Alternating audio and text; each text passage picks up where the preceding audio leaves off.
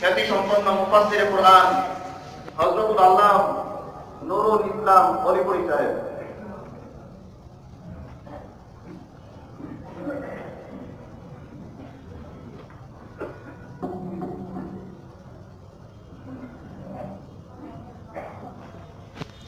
نحمده ونصلي على رسوله الكريم أما بعد فأعوذ بالله من الشيطان الرجيم بسم الله الرحمن الرحيم إن الذين قالوا ربنا الله ثم استقاموا تتنزل عليهم الملائكة ألا تخافوا ولا تحزنوا وأبشروا بالجنة التي كنتم توعدون. بارك الله لنا ولكم في القرآن العظيم ونفعنا وإياكم بالآيات والذكر الحكيم. হযরত উলামায়ে কিরাম, সম্মানিত সুধী সমাজ, বিভিন্ন এলাকা থেকে আগত সর্বস্তরের মুসলমান ভাইয়েরা, এমন একটা পরম সত্য কথা আছে যা দুনিয়ার সমস্ত মানুষের স্বীকার করে, কেউ অস্বীকার করে। এমনকি যে সমস্ত নাস্তিকরা আল্লাহর অস্তিত্ব স্বীকার করে না, তারা পর্যন্ত সেই সত্য কথাটা স্বীকার করে। সেইটা হল সমস্ত মানুষ মরণশীল। সমস্ত মানুষ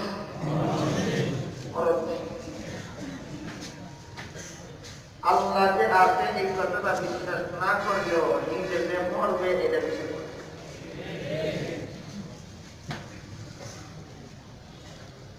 এই পরম সত্য কথাটা বিশ্বাস করার জন্য শিক্ষিত হওয়ার দরকার নাই, মুমিন হওয়ার দরকার নাই। শিক্ষিত অশিক্ষিত নির্বিশেষে, নারী পুরুষ নির্বিশেষে, মুমিন বেদিন নির্বিশেষে, আস্তিক নাস্তিক নির্বিশেষে সারা দুনিয়া সমস্ত মানুষেরা এই পরম সত্য কথাটা বিশ্বাস করে যে আমাকে একদিন মরে যেতে হবে। তারপরে কি হবে এটা নিয়ে আর কোন চিন্তা মনে করে এরপরে মরণের আগে আগে যা পারি দুনিয়াটাকে উপভোগ, মরণের আগে আগে দুনিয়ার উপভোগ নিয়ে ব্যস্ত, মরণের পরে কি শাস্তি ভোগ করতে হবে সেই ব্যাপার নিয়ে কোনো চিন্তা ভাবনা মনে করে মরলে জীবনকে বিষয়টা ব্যক্ত করে কোন কবি বলেন, मौत को समझा है काफिल इख्तिताम जिंदगी, मौत को समझा है काफिल इख्तिताम जिंदगी, दर हकीकत मौत है सुबह हयात जिंदगी। অর্থাৎ মূর্খরা মনে করে মরলেই জীবন শেষ, বুদ্ধিমানেরা জানে মরলেই আসল জীবন শুরু হয়। মরলে আসল জীবন এত চমৎকার পদ্ধতিতে কথাটা তাফসীরের কিতাবে লেখা আছে। আমার গলার আওয়াজ শুনে আপনারা বুঝতে পারতেছেন আমি আওয়াজ বসা, গলার আওয়াজে কথা বলতে অক্ষম। তারপরও আপনাদের আগ্রহের দিকে লক্ষ্য করে অনেক প্রশ্ন থেকে আসলে কথা বলতে, তাই সবিস্তারে বলার সুযোগ নাই, তো সংক্ষেপে বলতে মরলে যে আসল জীবন শুরু, এই আসল জীবন বলতে কি কথাটা বড় চমৎকার ভাবে কথাটা বোঝার জন্য, সহজে বোঝার জন্য আমাদের একটা উদাহরণ বোঝাচ্ছে। আমি আশা করি আপনারা অবশ্যই লক্ষ্য করে থাকবেন, আকাশে যখন সূর্য উদয়, তখন যদি আকাশে কোনো মেঘ না থাকে, এমতাবস্থায় কোনো নদীর পারে, পুকুর পারে, জলাশয়ের কাছে দাঁড়াই পানির নিচে আরেকটা আকাশ এবং আরেকটা সূর্য দেখা যায়। বুঝে থাকলে বলুন তো, পানির নিচের সূর্যটাও সূর্যই আসল সূর্যের ছায়া? ওইটার থেকে একটা আলোও বের হয়ে আসে। পানির নিচে যে আসল সূর্যের ছায়াটা দেখা যায়, এটার থেকে একটা আলো বের হয়ে আসে। ঠিক তেমনিভাবে পৃথিবীর সমস্ত মানুষের ভিতরে যে প্রাণ থাকে, এটা আসল প্রাণই নয়। আসল প্রাণ সাত আসমানের উপরে থাকে, সেইখান থেকে একটা ছায়া আমাদের শরীরের ভিতরে পড়ে। যেমন ভাবে পানির নিচের সূর্যের ছায়া থেকেও আলো বের হয়, তেমনি ভাবে আমাদের দেহে যে প্রাণের ছায়া আছে, এখান থেকেও আমাদের শরীরে সক্রিয়তা শুরু হয়। বুঝে থাকলে বলতো, দুনিয়াতে আপনার শরীরের সক্রিয়তা আসল প্রাণের প্রতিক্রিয়া না আসল প্রাণের ছায়ার প্রতিক্রিয়া? ছায়া।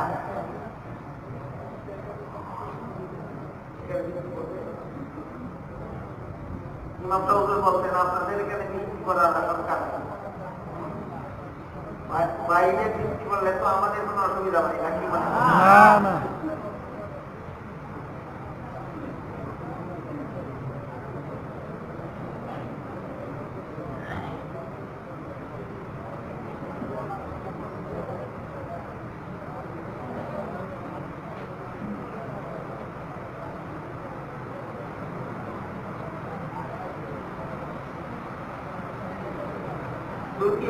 জীবিত মানুষের ভিতরে যে প্রাণ থাকে, বুঝে থাকতে বলুন তো, এটা আসল প্রাণ না আসল প্রাণের ছায়া?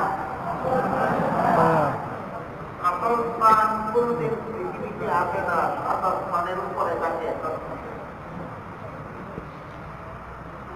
যতটা মানুষ পৃথিবীতে বাস করে, ততটা প্রাণ আছে আসল প্রাণের উপরে। এক একটা প্রাণের ছায়া এক একটা মানুষের উপরে আছে। এই ছায়ার প্রতিক্রিয়া হিসাবে মানুষটা পৃথিবীতে চলাচল। আসল প্রাণ মানুষের শরীরে ঢুকাতে হবে পরকালের জীবনে। জীবনে পরকালের জীবনে কথায় কেমন রাখুন। আবার অন্য কবিতাটা বলেছি, কবি বলেন, मौत को समझाएगा फिर इख्तितामे जिंदगी, मौत को समझाएगा फिर इख्तितामे जिंदगी, दर हकीकत मौत है सुबह हयाते जिंदगी। मूर्खरा मने करे मरलेई जीवन है,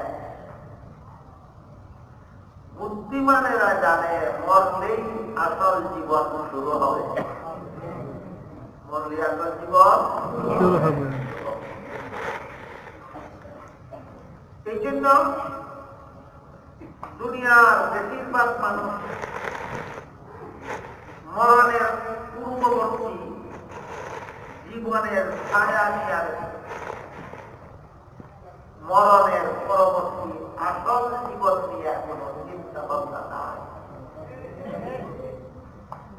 দুনিয়া নিয়ে যারা যারা যত ভাবে ব্যস্ত বলুন তো, আসল জীবন নিয়ে ব্যস্ত না জীবনের ছায়া? ছায়া। জীবনের ছায়া নিয়ে ব্যস্ত, আসল জীবনের খবর। এই উদাসীনতা দূর করার জন্য, এই অবহেলা, এই অবস্থা দূর করার জন্য, দুনিয়ার মানুষকে সচেতন করার জন্য আল্লাহ রাব্বুল আলামিন সমস্ত নবী রাসূল পাঠিয়েছেন, সমস্ত আসমানী কিতাব নাযিল করেছেন। যেমন আল্লাহ কোরআনের এক আয়াতে বলেন, বাল তুসিরুনাল হায়াতাদ দুনিয়া ওয়াল আখিরাতু খায়রুন ওয়া আবকা। তোমরা যারা দুনিয়ার জীবন নিয়ে ব্যস্ত, আগের কথা মনে থাকতে বলুন, দুনিয়ার জীবনটা আসল জীবন না ছায়া? আল্লাহ বলেন, তোমরা যারা দুনিয়ার এই ছায়া নামের জীবনটা নিয়ে ব্যস্ত, তোমরা ভালো রকম মনে রেখো, দুনিয়ার জীবনে আর পরকালের জীবনে দুইটা পার্থক্য আছে। এক নম্বর, দুনিয়ার জীবন ক্ষণস্থায়ী আর পরকালের জীবন চিরস্থায়ী। দুনিয়ার জীবন ক্ষণস্থায়ী, পরকালের জীবন চিরস্থায়ী। দুই নম্বর, দুনিয়ার জীবনের ভোগ বিলাস অতি তুচ্ছ। দুনিয়ার জীবনের ভোগ বিলাস তুচ্ছ, পরকালের জীবনের ভোগ বিলাস অতি উচ্চ। পরকালের জীবনের ভোগ বিলাস এই তুচ্ছ আর উচ্চ এর পার্থক্যটা কেমনে বোঝায়? দুনিয়াতে আরামে থাকার জন্য যে সমস্ত বিল্ডিং আমরা নির্মাণ করি, সে তারা বিল্ডিং বানায় রড, সিমেন্ট, বালু, ইট। হাদিস শরীফে রাসূল করিম সাল্লাল্লাহু আলাইহি ওয়াসাল্লাম বলেন, পরকালের চিরস্থায়ী জীবন যাপনের জন্য জান্নাতে যে ঘর বানানো হয়েছে, একটা ইট স্বর্ণের, আরেকটা ইট রূপার, আরেকটা ইট স্বর্ণের, আরেকটা ইট রূপার, প্রতি দুইটা ইটের জয়েন্ট মেশকে আপ করে। সুবহানাল্লাহ। তুচ্ছ আর উচ্চ ব্যবধানটা একটু বুঝে আসতো কি আপনাদের?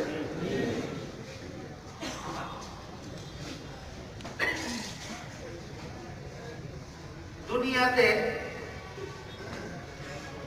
যেসব নারীর প্রেমে পড়ে অনেক পুরুষের জীবন বিসর্জন দেয়, ঠিক। এই নারীর মুখের চতুর্মধ্যে দুর্গন্ধ, শরীরের ঘামের দুর্গন্ধ, ভেপুরে দুর্গন্ধ, পেটের ভিতরে একটা পায়খানা নামের নাপাকের ব্যাগ আছে, পেশাব নামের আরেকটা নাপাকের ব্যাগ আছে, পচা রক্ত নামে আরেকটা নাপাকের ব্যাগ। আর হাদিস শরীফে আল্লাহ রাসূল বলেন, জান্নাতের যে সমস্ত বিবিদেরকে জান্নাতি মুসলমানদের জন্য আল্লাহ তৈরি করে দিয়েছে, তাদের মুখের থুথুতে সুগন্ধ, সুবহানাল্লাহ, শরীরের ঘামে সুগন্ধ, ভেপুরে সুগন্ধ, পেটের ভিতরে পায়খানাও নাই, পেশাও নাই, পচা রক্তও নাই। কেমন রূপবতী! রাসূল বলেন, জান্নাতি একটা নারী যদি তার হাতের কবজি পর্যন্ত দুনিয়ার আকাশে ঝুলিয়ে দেয়, হাতের পাঞ্জার রূপে দুনিয়ার আকাশে কিয়ামত পর্যন্ত চন্দ্র সূর্য উদয় না হলেও জান্নাতি নারীর হাতের পাঞ্জার রূপে সারা দুনিয়া ভ্রমণ করতে থাকবে, দুনিয়াতে কোনো সময় রাত হবে না। তুচ্ছ আর তুচ্ছ এর ব্যবধানটা একটু বুঝে আসবে।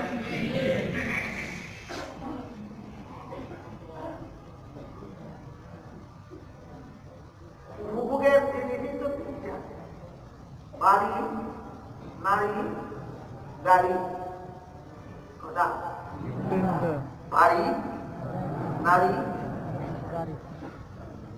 দুনিয়ার বাড়ি মাটির ইটে তৈরি, জান্নাতের বাড়ি স্বর্ণের ইটে তৈরি। দুনিয়ার নারী পচা দুর্গন্ধ, জান্নাতের নারী তাজা সুগন্ধ। সুবহানাল্লাহ। আর বাকি রইল গাড়ি। হাদিস শরীফে রাসূল করিম সাল্লাল্লাহু আলাইহি ওয়াসাল্লাম বলেন, জান্নাতে যে সমস্ত জান্নাতীদেরকে জান্নাতের বাড়ি দেওয়া হবে, এদের মধ্যে যে ব্যক্তি সবচেয়ে ছোট বাড়ি পাবে জান্নাতে, তার বাড়ির আয়তন হবে 10টা পৃথিবীর সমান। সুবহানাল্লাহ। আর প্রিয় সকল মা বাবা ভাইয়েরা, অন্যরা যে জান্নাতে যাবে সেই জান্নাত এই এরিয়ার বাইরে। আর মায়ের জান্নাত আর জান্নাতের এরিয়ার বাইরে, মানে 10টা দুনিয়ার এরিয়ার বাইরে।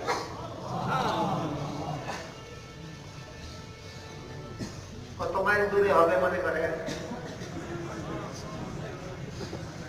যখন তার মনে চাইবে এই মুহূর্তে আমার মাকে একটু দেখি, এই মুহূর্তে আমার বাবাকে একটু দেখি, যেই সিংহাসনে বসা থাকবে, সিংহাসন এক সেকেন্ডের মধ্যে আকাশে উড়ে তার মা অথবা বাবা যেই জান্নাতে আছে সেই জান্নাতে পৌঁছে। সুবহানাল্লাহ। দুনিয়ার যানবাহন আর জান্নাতের যানবাহনে কিছু ব্যবধান আছে। এবার শুনুন আল্লাহ কি বলে, বাল তুসিরুনাল হায়াতাদ দুনিয়া ওয়াল আখিরাতু খায়রুম ওয়া আবকা ইন্না হাযা লাফিস সুহুফিল উলা সুহুফি ইব্রাহিম ওয়া মূসা। তোমরা যারা দুনিয়ার জীবন নামের ছায়া নিয়ে আসবে, মনে রেখো দুনিয়ার জীবনে আর আখিরাতের জীবনে দুইটা ব্যবধান। 1 নম্বর, দুনিয়ার জীবন ক্ষণস্থায়ী, আখিরাতের জীবন চিরস্থায়ী। 2 নম্বর, দুনিয়ার জীবনের ভোগবিলাস তুচ্ছ, আখিরাতের জীবনের ভোগবিলাস তুচ্ছ। আর উচ্চের কিছুটা ব্যবধান করতে পেরেছেন? এক হাদিসে আল্লাহ রাসূল বলেন, একটা মানুষ দুনিয়াতে কৃষিকাজ করে, সে জান্নাতে যাওয়ার পরে আল্লাহকে বলবে, আল্লাহ আমার ইচ্ছা হয় এখানেও কৃষিকাজ করতে। আল্লাহ ফিরিস্তাকে বলবেন, ফিরিস্তা আমার বান্দাকে দুনিয়াতে থাকাকালেই আমি ওয়াদা দিয়েছি, জান্নাতে আসতে পরে যা চাইবে তাই দাও। এখন সে কৃষিকাজ করতে চায়, না দিলে তো আমার ওয়াদা করবে না, কাজে তাকে কৃষিকাজে লোক। আল্লাহর হুকুমে ফিরিস্তা তাকে জান্নাতে কৃষিকাজের ব্যবস্থা করে।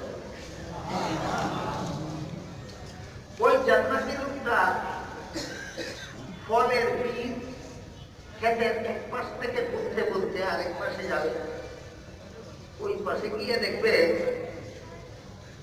গুনা বীজগুলি গাছ হয়ে ফল হয়ে সাথে সাথে ফলগুলি পেকে আসে। সুবহানাল্লাহ। তার খাওয়ার বলুন তো, জান্নাতের দুনিয়ার কৃষিকাজে আর জান্নাতের কৃষিকাজে কোনো ব্যবধান আছে? তাহলে ছায়ার জীবনের তুচ্ছতা আর আসল জীবনের উচ্চতা একটু পরিষ্কার করতে পেরেছেন?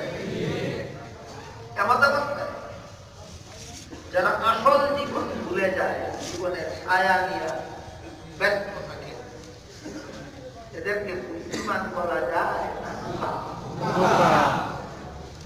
এদের মতো বোকা জগতে আর এদের বোকামির বিবরণ দিয়ে পৃথিবীর বিখ্যাত দার্শনিক বলি আল্লামা জালালউদ্দিন রুমি রাহমাতুল্লাহ আলাইহি তার অমর গ্রন্থ মসনবী শরীফে লেখেন, कीमत हर चीज रातानी के चीज,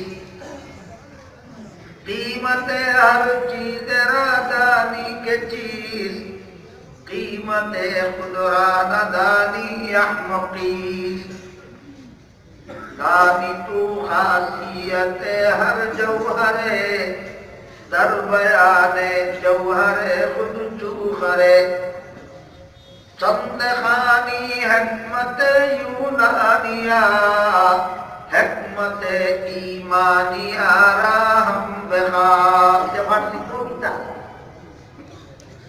জালালউদ্দিন রুমি 20 পারা কোরআনের সারমর্ম কাইতে প্রকাশ করেছেন। তার কাব্য গ্রন্থের নাম মুস্তফী শরীফ।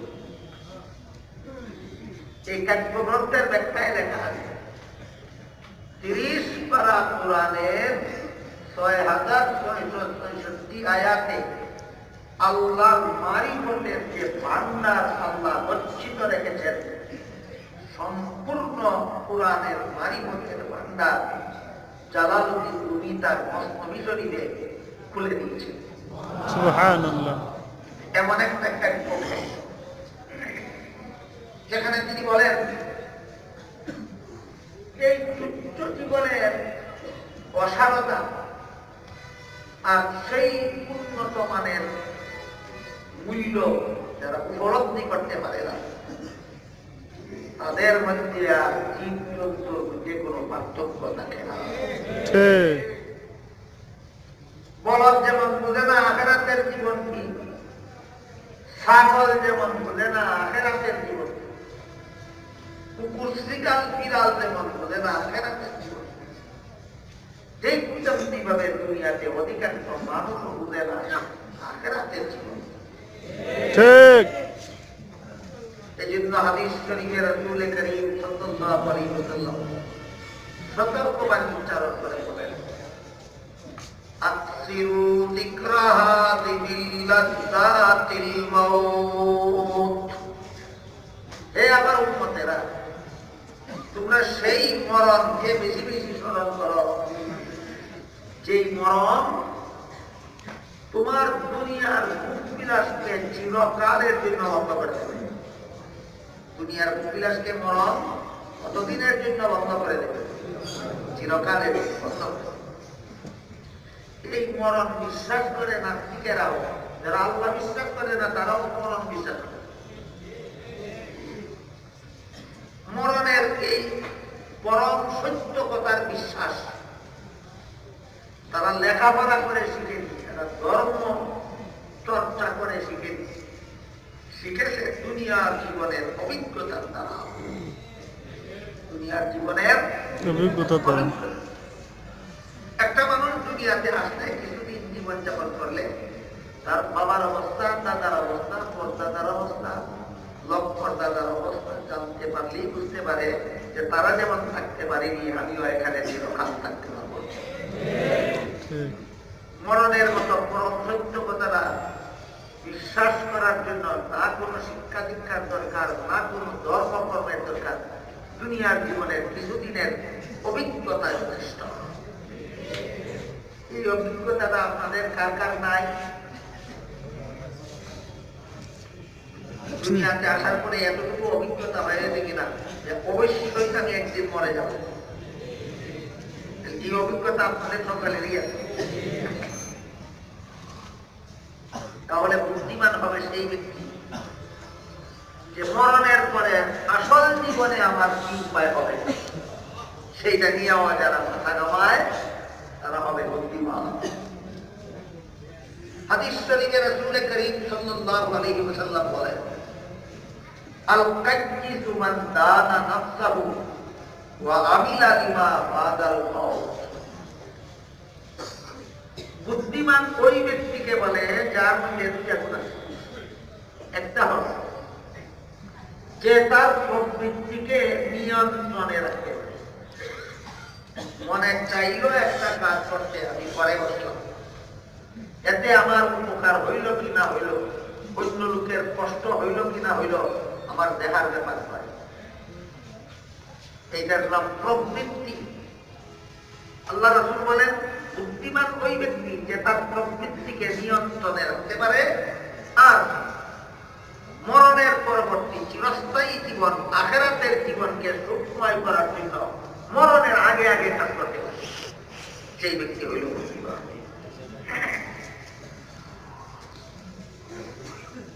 এই মরণের মুহূর্তের অবস্থা সম্বলিত এক আয়াত আমি আপনাদের সামনে দিলাম।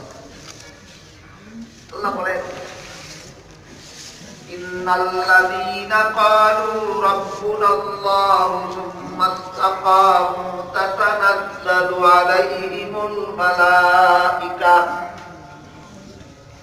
নিশ্চয়ই যারা স্বীকার করলো যে আল্লাহ আমাদের রব, আল্লাহ আমাদের রব।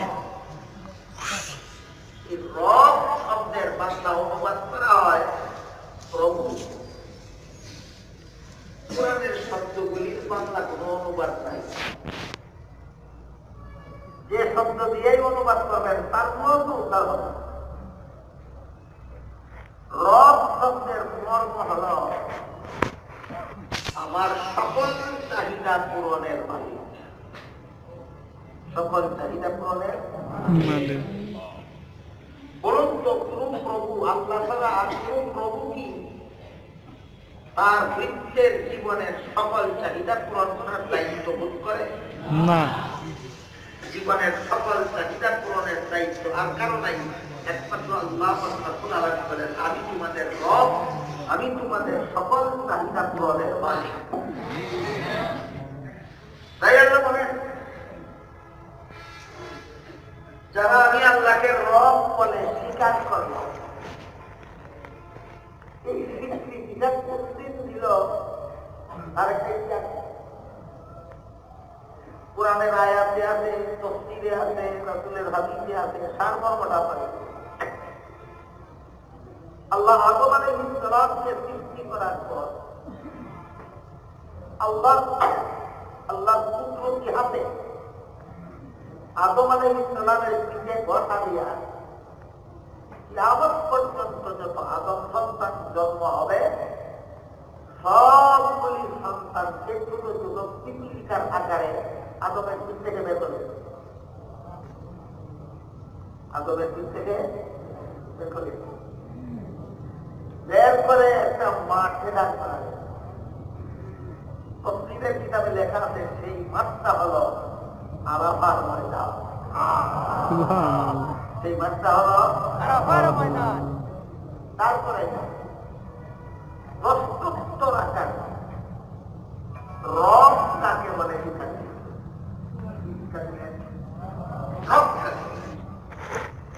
সমস্ত আদম সন্তানকে আল্লাহ পুত্রটি হাতে আদমের পিঠে বসা দিয়া সেই পিঠ থেকে ছোট ছোট পিপিলিকার আকারে বের করে আরফার ময়দানে দাঁড় করাইয়া নির্দেশ করলেন, আলাস্তু বিরব্বিকুম, তোমাদের সকল চাহিদা পূরণের মালিক একমাত্র আমি আল্লাহ নই?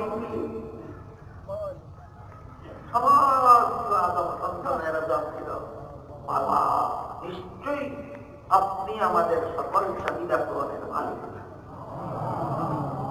আমার সকল চাহিদা পূরণের মালিক। এই স্বীকৃতি দিল। দুনিয়াতে আসার পরে না দুনিয়াতে আসার আগেই? সমস্ত আদম সন্তান দুনিয়াতে আসার আগেই আল্লাহকে রব বলে স্বীকার করে নিল, আমার সকল চাহিদা পূরণের মালিক একমাত্র আল্লাহ। এই স্বীকৃতি দিয়ে কেউ কেউ স্বীকৃতি দিতে আন্তরিকভাবে, আর কেউ কেউ স্বীকৃতি দিতে কোনভাবে এটা বোঝাবার জন্য একটা উদাহরণ। শিক্ষকগণ ক্লাসে ছাত্রদেরকে অনেক সময় ছাত্র পড়া শিখলো কিনা পরীক্ষা করার জন্য প্রশ্ন করে। যারা পড়া সঠিকভাবে শিখেছে তারা শিক্ষকের প্রশ্ন করা মাত্রই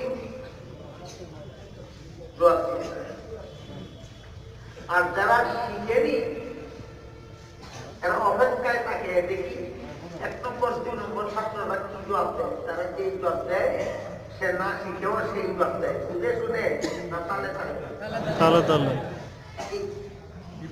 আল্লাহ জিজ্ঞাসা করেছিলেন, আলাস্তু বিরব্বিকুম, আমি কি তোমাদের রব নই? কিছু মানুষের জবাব দিল বালা, আর বাকি সবগুলি বালা জবাব দিল কিন্তু তালে তালে। বুঝে শুনে জবাব দিল কিছু মানুষ, আর তালে তালে জবাব দিল অধিকাংশ। কে কে তোমরা বুঝে শুনে জবাব দিলে আর কে কে তালে তালে জবাব দিলে, এটা পার্থক্য করার জন্য তোমাদেরকে দুনিয়াতে পাঠাচ্ছে। দুনিয়াতে আসার পরও যারা আল্লাহর সন্তুষ্টির পথে জীবনযাপন করে, প্রমাণ হলো এরা বুঝে শুনে জবাব দিয়েছে। দুনিয়াতে আসার পরে যারা নিজের আত্মার সন্তুষ্টির পথে চলে, প্রমাণ হয়ে গেল তারা সেদিন তালে তালে জবাব দিয়েছে। এখন বুঝে না এটা আল্লাহ বলে, ইন্নাল্লাযীনা ক্বালু রাব্বুনাল্লাহু সুম্মা ইসতাকামু, নিশ্চয়ই যারা আল্লাহকে রব বলে স্বীকার করে নিল হবে ওই আরফার প্রতিশ্রুতি। সুম্মা ইসতাকামু, এরপর এই স্বীকৃতির উপর অটল আছে বলে প্রমাণ দিতে পারল। আমার কথা বুঝে থাকলে আপনারা বলতে পারবেন যে দুনিয়াতে আল্লাহকে রব স্বীকৃতির উপর অটল আছে বলে প্রমাণ দিতে পারল কে কে? হ্যাঁ, আন্তরিকভাবে স্বীকৃতি দিচ্ছে। যেমন আন্তরিকভাবে দিছিল না তালে তালে দিছিল, এটা বোঝার মতো আলামত আছে কিনা? যারা দুনিয়াতে আল্লাহর সন্তুষ্টির পথে চলে, প্রমাণ হলো যে আন্তরিকভাবে স্বীকৃতি দিয়েছিল। আর যারা দুনিয়াতে ইচ্ছা মতো জীবন যাপন করে, প্রমাণ হয়ে গেল তুমি তালে তালে জবাব দিয়েছিল। পরিষ্কার, এই পরীক্ষার জন্যই আল্লাহ দুনিয়াতে মানুষ পাঠাচ্ছে।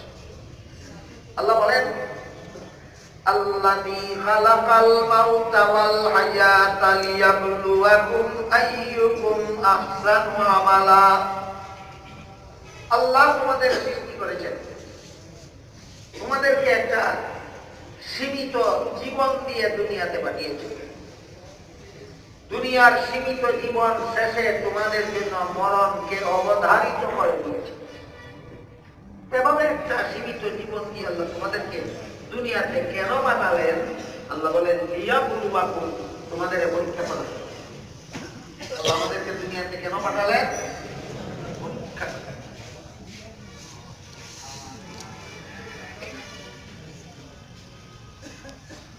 আমি আপনাদের চেষ্টা করি, পরীক্ষার হলে যে সমস্ত ছাত্ররা প্রশ্নপত্র হাতে নিয়ে বসে, এদের সবাই কি প্রশ্নের জবাব দিতে পারে? অনেকে পারে না। বরঞ্চ যারা প্রশ্নের জবাব লিখতে পারে না, এরা পাস না ফেল তা জানতে পারবে বল শোনার পরে। পরীক্ষার হলে বসে বসে মনে মনে কের পাওয়ার কথা। দুনিয়াতে আসার পরে যারা আল্লাহর সন্তুষ্টির পথে জীবনযাপন করে না, নিজের মন তুষ্ট করার পথে জীবনযাপন করে, তোমাকে আল্লাহ যে পরীক্ষার জন্য দুনিয়াতে পাঠিয়েছিলেন, সেই পরীক্ষায় তুমি পাস না পেয়ে হাসরের মাঠে দাঁড়িয়ে জানতে হবে না, এই দুনিয়ার জমিনে দাঁড়িয়েই তুমি মনে মনে টের পাওয়ার কথা। বলেন, যে পরীক্ষার জন্য আল্লাহ দুনিয়াতে আমাদেরকে পাঠালেন, এই পরীক্ষায় আমাদেরকে পাস আসতে পেয়ে হাসনের মাঠে দাঁড়ালে টের পাবো, আর দুনিয়ার জমিনে দাঁড়িয়েই টের পাওয়ার কথা। তাহলে যে সমস্ত ছাত্র পরীক্ষার হলে টের হয়, আমি তো ফেল করবো, আমি তো ফেল করবো, পরবর্তী পরীক্ষায় পাস করার জন্য সতর্ক হয় যদি বিবেক ঠিক থাকে। ঠিক তেমনি ভাবে আমরা যারা শেয়ার করি, আমাদেরকে আপনার যে পরীক্ষার জন্য কিনতে পাঠিয়েছেন, আমরা সেই পরীক্ষায় ফেল হওয়ার পথে জীবনযাপন করছি। এখনো জাগ্রত হওয়ার সময় আছে, এখনো জাগ্রত হওয়ার সময় আছে। মরণের আগে আগে যদি আমার জীবনের ভুল ঘুরে যাবে, তাহলে আল্লাহর পরীক্ষায় পাস করে এই দুনিয়া নামের পরীক্ষার হল থেকে বিদায় করতে পারে।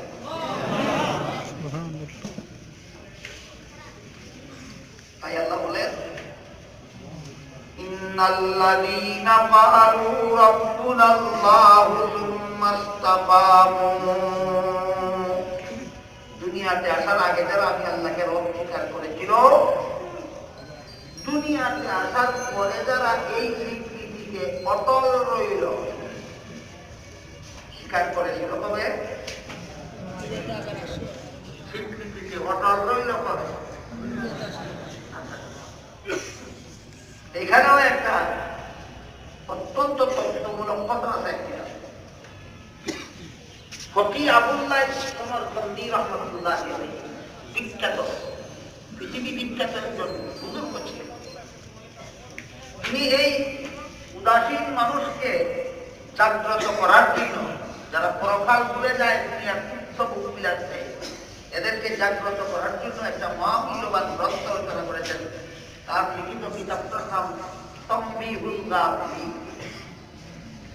লেখার পরে তিনি স্বপ্নে দেখেন মুহাম্মদুর রাসূলুল্লাহ তার কিতাবটা দেখালেন যে হুজুর এই কিতাবটা লিখছি, ঘুমন্ত মানুষকে জাগ্রত করার জন্য কিতাবটা একটু দয়া করে দেখে দিন। রাসূল কিতাবটা আগাগোড়া দেখে তার হাতে ফেরত দিয়ে বললেন, কোন কিতাবাতা ইয়া ফকি। এই যে ইয়া ফকি বলেছিলেন স্বপ্নে রাসূল তাকে, সেখান থেকে তার উপাধি হয়ে গেল ফকি। আসলে তিনি ফকি ছিলেন না। এই তো কিতাবের ইতিহাস। এই কিতাবে তিনি লিখেছেন, আল্লাহ বলেছেন ইন্নাল্লাযীনা ক্বালু রাব্বুনাল্লাহু সুম্মা ইসতাকামু, নিশ্চয়ই যারা আল্লাহকে রব স্বীকার করলো তারপরে অটল রইল। এই অটল রইল যারা, তাদের অটল থাকার অবস্থা সকলের এক সমান নয়। অটল থাকার অবস্থা সকলের এক সমান নয়। এখানে সারা দুনিয়ার সমস্ত অটল যারা আছে তাদেরকে তিন ভাগে ভাগ করছে। এক ভাগ অটল রইল, আল্লাহ আমাদের সকল চাহিদা পূরণের মালিক, এই কথার বিশ্বাসের উপর অটল। কিন্তু এই বিশ্বাস যে আমলের দাবি করে সেই আমলে অটল নয়। ইমান ঠিক আছে, আমল নষ্ট। ইমান ঠিক আছে, আরেকজন আল্লাহ যেহেতু আমার সকল চাহিদা পূরণের মালিক, তাই তার কাছ থেকে আমার চাহিদা পূরণ করে নিতে হলে আমিও তার সন্তুষ্টির পথে চলতে হবে। এই নীতিতে অর্থাৎ ইমানও ঠিক আছে, আমলও ভালো।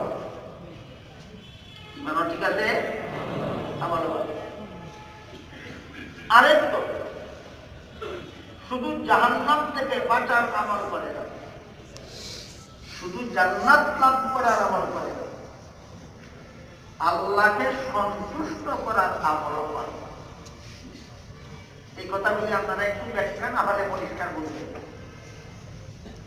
গুনার পথ পরিহার করে চললে জাহান্নাম থেকে বাঁচা যায়। ফরজ ওয়াজিব আমল করলে জান্নাত লাভ করা যায়। সুন্নতে মুআক্কাদা আমল করলে নবীর শাফাআত পাওয়া যায়। সামনের কথা বুঝাচ্ছে কোন কাজের দ্বারা কি পাওয়া যায়, কোন কাজের দ্বারা কি পাওয়া যায়, কথাগুলি পরিষ্কার হোক। বলুন, গুনার অভ্যাস ছেড়ে দিলে কি পাওয়া যায়? জাহান্নাম থেকে বাঁচা যায়। জাহান্নাম থেকে নাজাত পাওয়া যায়। ফরজ ওয়াজিব আমল করলে কি পাওয়া যায়? জান্নাত পাওয়া যায়। সুন্নতে মুআক্কাদা আমল করলে নবীর শাফাআত পাওয়া যায়। নবীর শাফাআত। এরপরে নফল বন্দেগীকে নিজের অভ্যাস বানাই আল্লাহ প্রিয় পাত্র হওয়া যায়। সুবহানাল্লাহ। এই বিষয়গুলি খুব ক্লিয়ারলি আমাদের সমাজে আলোচনা চর্চা নাই বললে চলে, যে কারণে এই সমস্ত ব্যাপারে সাধারণ মুসলমানের কোনো ধারণাই নেই। এই কিছু মানুষ এমন আছে যারা নফল বন্দেগী করবে দূরের কথা, সুন্নতে মুআক্কাদা আমল করবে দূরের কথা, ফরজ ওয়াজিব আমল করবে দূরের কথা, হারাম কাজের উপর নির্ভর করে, অথচ পীর সেজে যায়। এরা পীর নয়,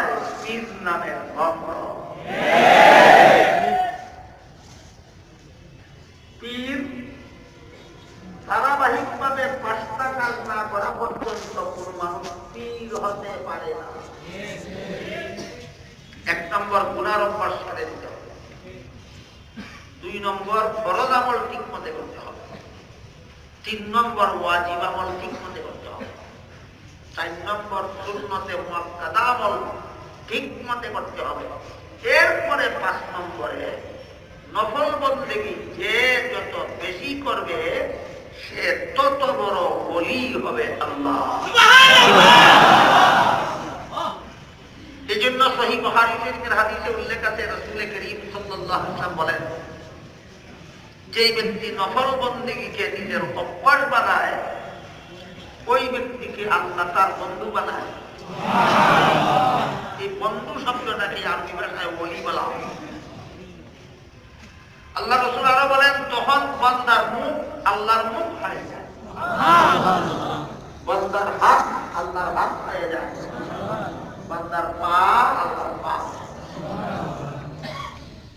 প্রথম 4টার দ্বারা জাহান্নাম থেকে নাজাত পাওয়া যায়, জান্নাত পাওয়া যায়, নবীর শাফাআত পাওয়া যায়, কিন্তু আল্লাহর ওলি হওয়া যায়। 5 নম্বরটা যুক্ত হইলে আল্লাহর ওলি হওয়া যায়। এইগুলি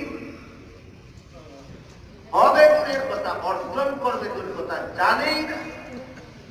ভিন্ন নারী মুরিদ করে তাকে নিয়ে ব্যবহার করে, সে বলে একজন পীর।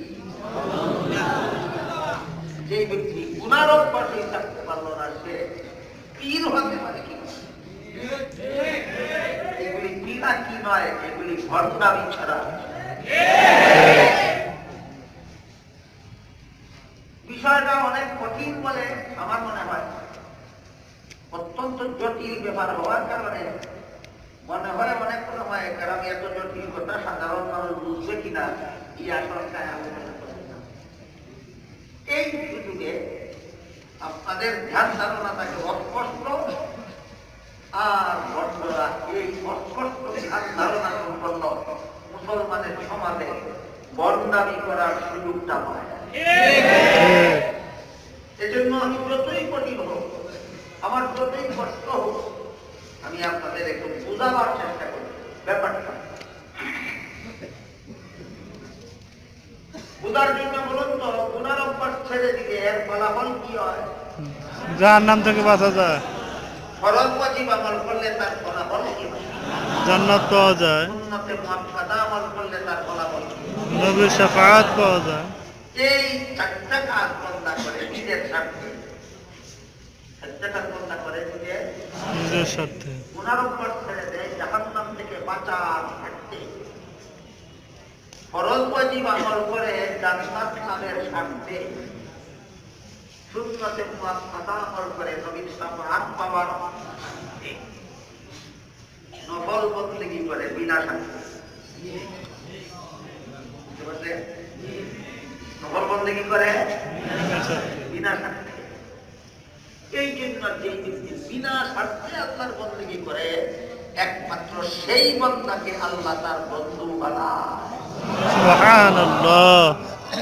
আমরা যারা জাহান্নাম থেকে বাঁচার স্বার্থে গুনাহ ছেড়ে দেই, আমরা লেবারের মতো। আমরা যারা জান্নাত লাভের স্বার্থে ফরজ ওয়াজিব আমল করি, আমরা শ্রমিকের মতো। আমরা যারা নবীর শাফাআত পাওয়ার স্বার্থে সুন্নতে মুআক্কাদা আমল করি, আমরা লেবারের মতো। যারা নফল বন্দেগী করে তারা বন্ধুর মতো।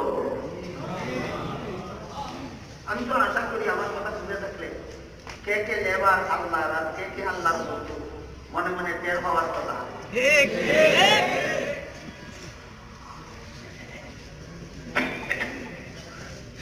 আমার কথা বুঝে থাকলে বলুন তো, কোন বান্দা যদি গুনার অভ্যাস ছেড়ে দেয় বিনা স্বার্থে, জাহান্নাম থেকে বাঁচা যায়।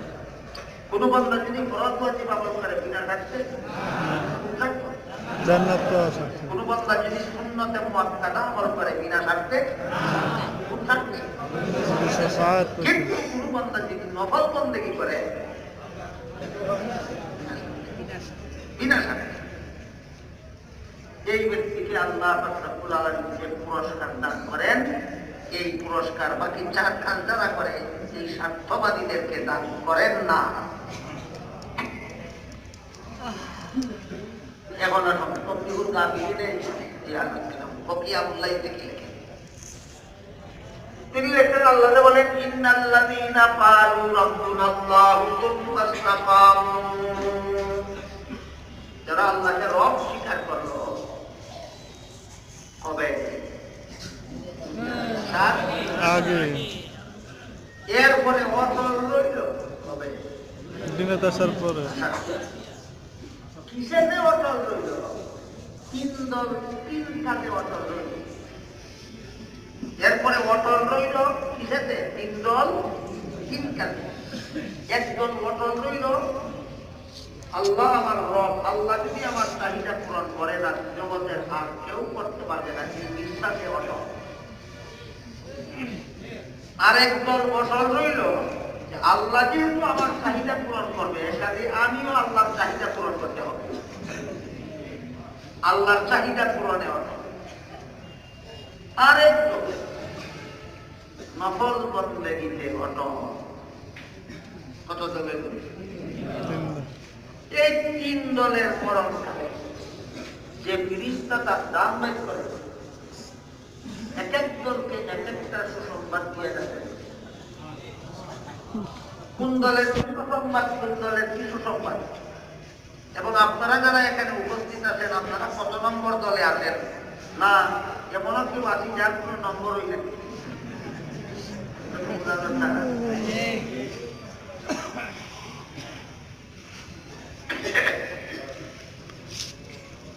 একমাত্র আল্লাহ পাক রব্বুল আলামিন আমার সকল চাহিদা পূরণের মালিক।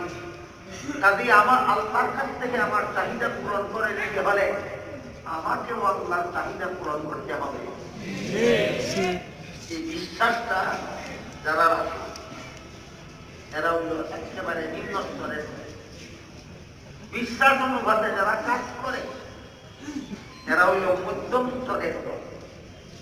আর শুধু এই আল্লাহর কাছ থেকে নিজের স্বার্থ আদায়ের কাজ করে না, স্বার্থহীন ভাবেও আল্লাহর কিছু গোলামি করে, এরা হইল সর্বোচ্চ দল।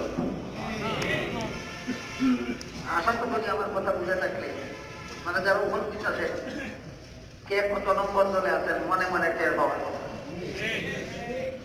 টের পাওয়া যায়। দুঃখজনক ব্যাপার হলো আমাদের বর্তমান সমাজে এমন কিছু মুসলমান পরিচয় দাঁড়িয়ে আছে যাদের কোন নম্বর হইল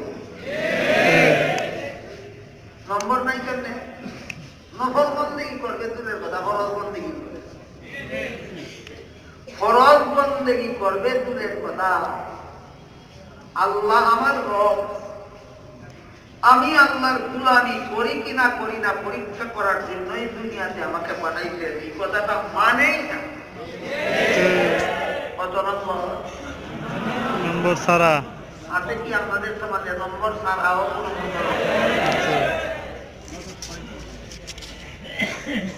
নম্বর ছাড়াদের মরণটা কিভাবে হবে?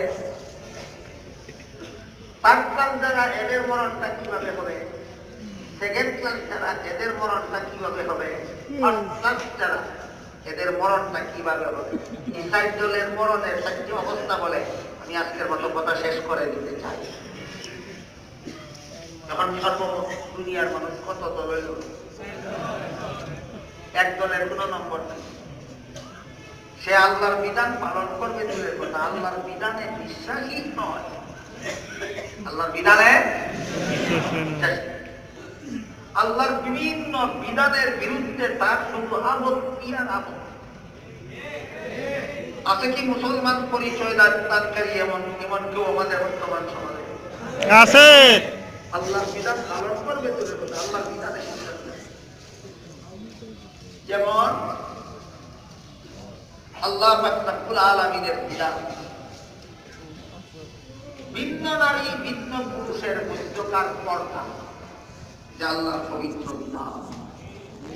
আল্লাহ পরিষ্কার ভাষায় কোরআনে বলেছেন ওয়ালা ইউদিনা দীনাতাহুন্না, নারীদের সৌন্দর্য পুরুষের সামনে প্রকাশ করবে না, প্রকাশ না করলে কি করবে? ডেকে রাখবে। এই ডেকে রাখার নামই কথা। হাদিস শরীফে রাসূল করিম সাল্লাল্লাহু আলাইহি ওয়াসাল্লাম বলেন, লানাল্লাহুন নাযিরা ওয়াল মানযুরা ইলাইহি। যে পুরুষ ভিন্ন নারী দেখলো, এই পুরুষটার উপর আল্লাহর লানত, আর যেই নারী ভিন্ন পুরুষকে দেখার সুযোগ দিল, ওই নারীটার উপর আল্লাহর লানত। আছে কি আপনাদের সমাজে এমন নারী যারা পুরুষকে দেখার সুযোগ দেয়? খুব কম। আছে কি এমন পুরুষ যারা দেখার ব্যবস্থা করে দেয়? রাসূল কি বলেছেন? উভয় পক্ষের উপর লানতের কাজ পরিহার করবে দূরের কথা, এটা যে লানতের কাজ এই কথাটা বিশ্বাসই করে না।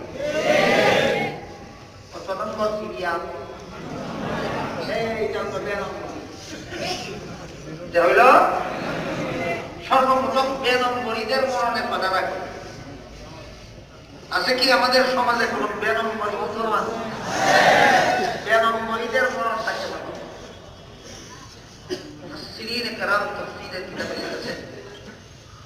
প্রত্যেকটা মানুষের জন্যই আল্লাহ জান্নাতে একটা বাড়ি বানিয়েছে। যে পরীক্ষার জন্য বানাইছেন, পরীক্ষাতে পাস করলেই জান্নাতের বাড়িটা দিয়ে আসবে। বেনম্বরীদের যখন মরণ শুরু হবে, যে ফেরেশতা আসবেন তার জান বাই করছে, তার জন্য জান্নাতে আল্লাহ যে বাড়িটা বানাইছিলেন এটা দেখায়। দেখাইয়া বলেন, এই বাড়িটা জান্নাতে আল্লাহ তোমার জন্য বানাইছিলেন, কিন্তু তুমি তো আল্লাহর বিধানে বিশ্বাসই করো, কাজেই আল্লাহর জান্নাত তোমার জন্য হারাম। তারপরে তাকে জাহান্নামের সিনারি দেখানো হয়। সিনারি বলতে কি বোঝায়? ভিডিও রেকর্ডের যুগে আমি মনে করি আর ব্যাখ্যা করার কোনো দরকার। একটা অগ্নিকুণ্ডের ভিডিও রেকর্ড করুন, একটা ফুল বাগানের ভিডিও রেকর্ড করুন, তারপরে প্লে করলেই বুঝবেন সিনারি কাকে। এটা আর ব্যাখ্যা করা যায়। আধুনিক বিজ্ঞান আমাদের এই একটা দায়িত্ব সুন্দরভাবে পালন করেছে।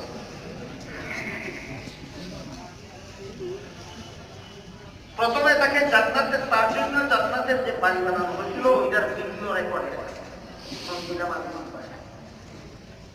তারপরে তাকে বলে দেওয়া হয়, এই জান্নাতের বাড়িটা আল্লাহ তোমার জন্য বানাইছিলেন, তুমি যেহেতু বেনম্বরী, মনে আছে, এই জন্য তোমার নামে জান্নাতে যে বাড়ি বরাদ্দ ছিল ওটা তোমার নাম থেকে খারিজ করে দেওয়া হলো। এই জান্নাত তোমার জন্য চিরতরে হারাম।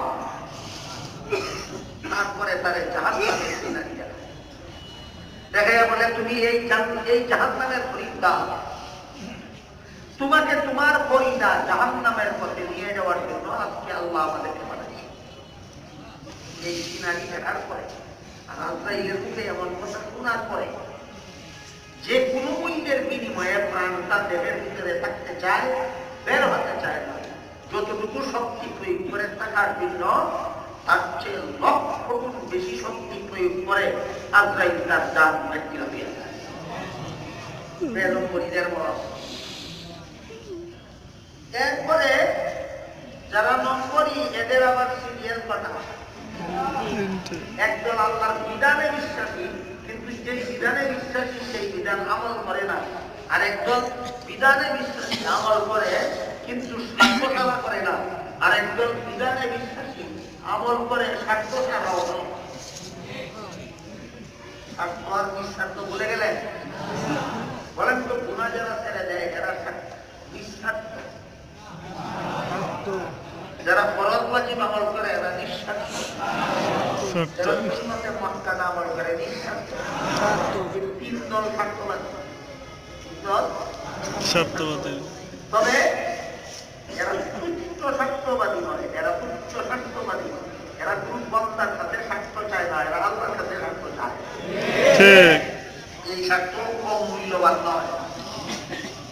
আর একজনের স্বার্থহীন বলতে পারেন আল্লাহর বান্দাদের মধ্যে আল্লাহর কাছে আল্লাহর দৃষ্টিতে স্বার্থহীন কে?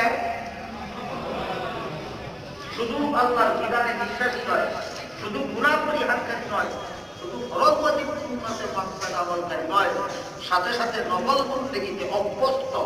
এরা আল্লাহর কাছে নিঃস্বার্থকতা। এই 3 নম্বরই মরণকালে এদের মরণ হবে 3 রকমের সংবাদ প্রদানের মাধ্যমে।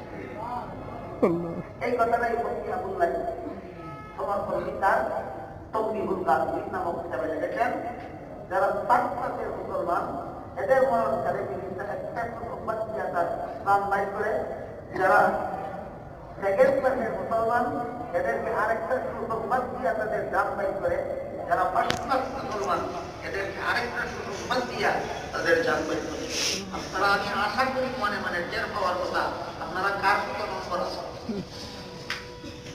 কেউ আছে 1 নম্বরে, কেউ আছে 2 নম্বরে, কেউ আছে 3 নম্বরে। যে হয়ে থাকেন যার যে হয়েছেন, আমি তো তাকওয়াতের মুসলমান, আপনার মরণকালে সংবাদটা কি পাবেন এটা শুনুন। কেউ যদি টের পেয়ে থাকেন আমি তো সেকেন্ড ক্লাসের মুসলমান, আপনার মরণকালে সংবাদটা কি পাবেন সেটাও শুনুন। কেউ যদি মনে মনে টের হয়ে থাকেন আমি তো ফার্স্ট ক্লাস মুসলমান, আপনার মরণকালে সংবাদটা কি পাবেন তাও শুনুন। নাকি আমার কথা তুললে আমাদের ক্লাসিফিকেশনটা বুঝতে অসুবিধা হয়? পরিষ্কার। বেনম্বরী চিনতে অসুবিধা হয় না? পরিষ্কার। বেনম্বরীদের মরণটা কেমন হবে বলে দিন। এবার আমরা যারা আল্লাহর হালাল হারামের বিধানে বিশ্বাসী কিন্তু পালন করি না, এরা ফার্স্ট ক্লাস মুসলমান না সেকেন্ড ক্লাস?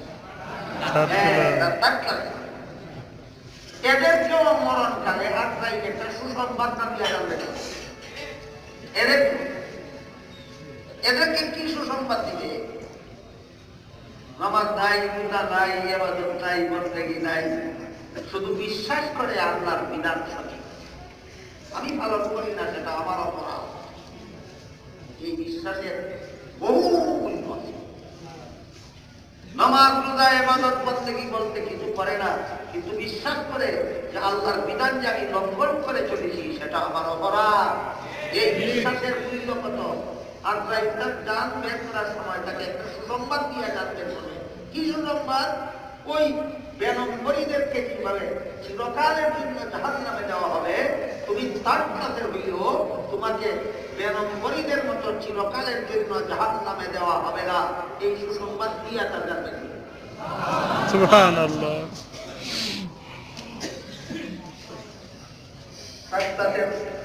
নম্বর আর যে নম্বরে মরণে বেশ কমাতে, আর যারা 2 নম্বরে করে আল্লাহর বিধান পালন করে কিন্তু স্বার্থের লোভে করে, স্বার্থহীন ভাবে নয়, এদেরকে মরণকালে আল্লাহ একটা সুসংবাদ দিবে, তোমাকে মুহূর্তের জন্য জাহান্নামে পৌঁছানো হবে না। এটা এদের সুসংবাদ। যারা তাদের সুসংবাদ হলো আল্লাহ আমাদেরকে পাঠাইছেন তোমাকে জান্নাতের পথে নিয়ে যাওয়ার জন্য, বললে এরা তুষ্ট হয়। স্বার্থহীন ভাবে যারা আল্লাহর ইবাদত করে, কোন ইবাদত? এদেরকে যদি সুসংবাদ দেওয়া হয় মরণকালে যে চলো জান্নাতের পথে, এরা তুষ্ট হয় না, অসন্তুষ্ট। এই জন্য এদেরকে জান্নাতের পথে নিয়ে যাওয়ার জন্য আসি বলে না, এদেরকে বলা হয় ইয়া আইয়াতুহান নাফসুল মুতমাইন্নাতুল ইলাল জান্নাতিনা ইলা রাব্বিকি রাদিয়াতাম মারদিয়া। আল্লাহর সাক্ষাতে চলো তোমাকে নিয়ে যাওয়ার জন্য। তিন দলের 3টা সুসংবাদ মনে থাকবে। তার মুসলমানের সুসংবাদ হইল তোমার বেনম্বরীদের মতো চিরকাল জাহান্নামে রাখা হবে না। সেকেন্ড ক্লাসের মুসলমানদের সুসংবাদ হইল তোমাকে মুহূর্তের জন্য জাহান্নামে যাইতে দেওয়া হবে না।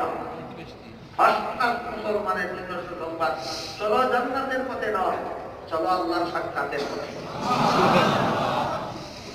জান্নাতে আর আল্লাহর সাক্ষাতে ব্যবধান থাকে। মুফাসসিরিন কেরাম তাফসীরের কিতাবে লিখেছেন, বিভিন্ন হাদিসে উল্লেখ আছে, জান্নাতীরা জান্নাতের সমস্ত সুখ শান্তি বিলাসের দ্বারা যে আনন্দ পাবে, আল্লাহর সাক্ষাৎ যারা লাভ করবে, আল্লাহর এক মুহূর্তের সাক্ষাতে জান্নাতের সকল সুখ বিলাসের চেয়ে বেশি আনন্দ হবে। ওদের থেকে বলুন তো সেকেন্ড ক্লাস মুসলমানের পুরস্কারে আর ফার্স্ট ক্লাস মুসলমানের পুরস্কারে কি ব্যবধান আছে?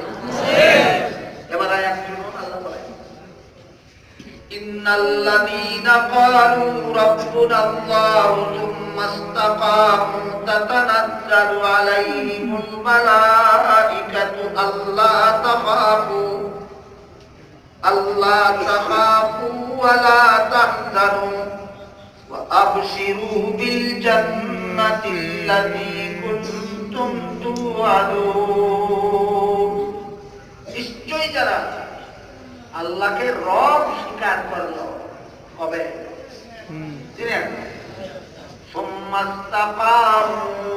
তারপরে অটল রইল হবে দুনিয়াতে অটল থাকার স্তর স্তর অনুপাতে সুসংবাদ দিয়া আর যাইতে চায় স্তর অনুপাতে সুসংবাদ একেবারে নিম্ন স্তরের অটল যারা এরা শুধু বিশ্বাসটা ঠিক আছে, আমল বলতে কিছু এদেরকে কি সুসংবাদ দেওয়া হবে? এদেরকে সুসংবাদ দেওয়া হবে বেনমরিদের মতো তোমাদেরকে চিরকাল জাহান্নামে রাখা হবে না। এই কথা শুনে তো মুসলমান যারা এরা মনে করবে তাইলে আর চিন্তা কিসে, তাইলে আর চিন্তা কিসে। এইরকম যারা মনে করতে পারেন তাদেরকে বলবো একটা মোমবাতি জ্বালান, মোমবাতি জ্বালাই মোমবাতির আগুনে আঙ্গুলটা 1 মিনিট থাকে। আপনি কোনো বাহাদুর দেখতে পারবেন? দুনিয়ার মোমবাতির আগুনে যদি আঙ্গুলটা শুধু সমস্ত শরীর নয় 1 মিনিট থাকার মতো সাহস আপনার না থাকে, তাইলে গুনার অভ্যাস নিয়ে মরলে ফরজ ওয়াজিব সুন্নতে মুআক্কাদা আমল লঙ্ঘন করতে করতে মরলে লক্ষ লক্ষ কোটি কোটি বছর জাহান্নামের আগুনে ডুবে থাকার পরে নাজাত পাবেন। যাতে আপনি আশ্বস্ত হতে পারেন কিভাবে? আপনারা কি জাহান্নামের আগুনে শরীরটাকে লক্ষ লক্ষ বছর ডুবাই রাখার পরে উদ্ধার পেতে চান না শুইবার আগে? শুইবার আগে যদি জাহান্নাম থেকে নাজাত পেতে চান কমপক্ষে সেকেন্ড ক্লাস মুসলমান হওয়া দরকার। কমপক্ষে সেকেন্ড ক্লাস, আমরা অধিকাংশ সেকেন্ড ক্লাসে না থার্ড ক্লাসে ক্লাস কিন্তু পরিবর্তন করা নাকি বলে ক্লাস পরিবর্তন করা। আল্লাহ আপনাদের আমাদের সবাইকে তৌফিক দান করুন, আমিন। সুবহানা রাব্বিকা রাব্বিল ইজ্জাতি আম্মা ইয়াসিফুন ওয়া সালামুন আলাল মুরসালিন আলহামদুলিল্লাহ। الحمد لله الذي هدانا لهذا وما كنا لنهتدي لولا أن هدانا الله ربنا ظلمنا أنفسنا وإن لم تغفر لنا وترحمنا لنكونن من الخاسرين ربنا آتنا في الدنيا حسنة وفي الآخرة حسنة وقنا عذاب النار يا الله এই মুবারক সম্মেলনকে কবুল আর মঞ্জুর করুন। ইয়া আল্লাহ এর উসিলা আমাদের জিন্দেগিকে হেদায়েত করুন, সমস্ত মুমিন মুসলমান বন্দেগানকে নাজাত দান করুন। ইয়া আল্লাহ এখানে কোরআন হাদিস থেকে যা কিছু আলোচনা হলো আমাদেরকে সঠিকভাবে বুঝার এবং জীবনে আমল করার পালন করার তৌফিক দান করুন। ইয়া আল্লাহ আমার কাছে যারা যত রকমের দোয়া দরখাস্ত করেছেন প্রত্যেকের নেক দোয়াকে কবুল আর মঞ্জুর করুন। ইয়া আল্লাহ যারা যত আশা নিয়ে হাত তুলেছেন প্রত্যেকের নেক বাসনাকে কবুল আর মঞ্জুর করুন। ইয়া আল্লাহ আমাদের পক্ষ থেকে লাখ লাখ কোটি কোটি দুরূদ আর সালাম হযরত রাসূল করিম সাল্লাল্লাহু আলাইহি ওয়াসাল্লামের রওজা শরীফে পৌঁছে দিন। ইয়া আল্লাহ এই মার্কেটের ব্যবসায়ী বৃন্দের ব্যবসায়ে বরকত দান করুন। ইয়া আল্লাহ হালাল রুজি রোজগারের তৌফিক দান করুন। ইয়া আল্লাহ আরো যত ব্যবসায়ী আছেন সকলের ব্যবসায়ে হালাল ব্যবসায়ে বরকত দান করুন, হালাল ব্যবসা করার তৌফিক দান করুন। ইয়া আল্লাহ যত কৃষক আছেন তাদের কৃষিকাজে বরকত দান করুন। ইয়া আল্লাহ যত শ্রমজীবী আছেন তাদের শ্রমের কাজে বরকত দান করুন। ইয়া আল্লাহ আমাদের অসুস্থদেরকে সুস্থ করে দিন। ইয়া আল্লাহ আমাদের চিন্তাগ্রস্তদের চিন্তামুক্ত করে দিন। ইয়া আল্লাহ আমাদের অভাবগ্রস্তদের অভাব দূর করে দিন। ইয়া আল্লাহ আমাদের ঋণগ্রস্তদের ঋণ পরিশোধ করার তৌফিক দান করুন।